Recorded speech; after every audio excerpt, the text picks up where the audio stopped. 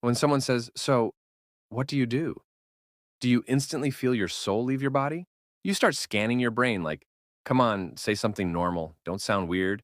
"Oh no," I said, "pretty weather today."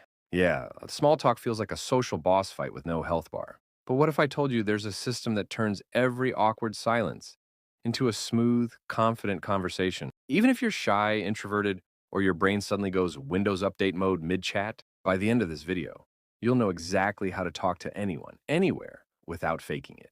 Let's go. Step 1. Treat small talk like ping pong, not chess. Most introverts treat conversations like chess, thinking 10 moves ahead, trying to say the perfect thing. That's why you freeze. You're over strategizing. Ping pong mindset quick, light, back and forth. You hit, they hit, keep the ball moving. What to do? Give short, playful replies and toss the ball back. Someone says, "I'm so tired of work." You. Same. "I'm starting to think coffee should be covered by health insurance." Boom. They laugh and suddenly you're vibing. I used to script every line before talking to people. Total robot energy. Once I switched to ping pong mode, conversations stopped feeling like job interviews and started feeling like game. If conversations had loading screen, mine used to say social anxiety.exe not responding. Now it says connected successfully. Step 2. Use the 90-second rule to kill awkwardness. Every new conversation has 90 seconds of awkward energy.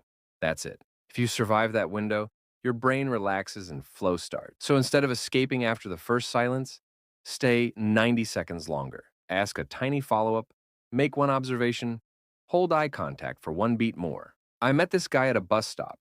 First 30 seconds, painfully dry. Then I said, "Crazy how buses are always late, unless you're running late." He laughed. 90 seconds in, we're swapping stories. Action. Next time you talk to someone, mentally start a countdown. If you can make it past 90 seconds, congratulations. Awkward mode deactivated. Step 3, the confident loser trick.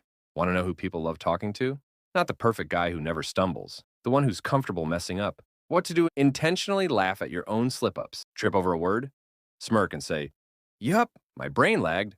Forget what you were saying? Wow, plot twist. Even I didn't see that coming. Why it works? It signals, I'm chill, I'm safe, I'm real. People drop their guard because you dropped yours first. I once called a girl by the wrong name. Instead of dying inside, I said, "That's my daily brain update. Names still buffering." She laughed, and the convo actually got better. Step 4, stack micro connections. Small talk isn't about topic, it's about energy spikes. Think of it like stacking little connection moments. A shared laugh, a mini story, a genuine same here. Stack enough of those, and suddenly the conversation feels deep. Even if you just talked about coffee. Action.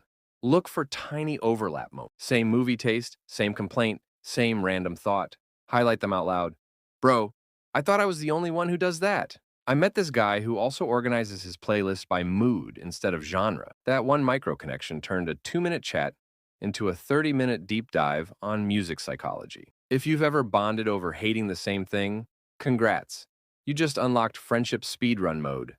Why it hooks people? They feel seen, not impressed. And being seen beats being cool every single time. Step 5, identity. Flip from introvert to observer. Introverts aren't bad at talking. They're too good at noticing. You catch micro details extroverts miss. That's your superpower. So instead of fighting your nature, use it. Observe, comment, connect. Notice someone's notebook with doodles. You draw? That's sick. What kind of stuff do you make? Notice they keep checking their watch? You got somewhere more exciting than this? And said playfully, of course. These little observations hit harder than generic questions because they show presence, not performance.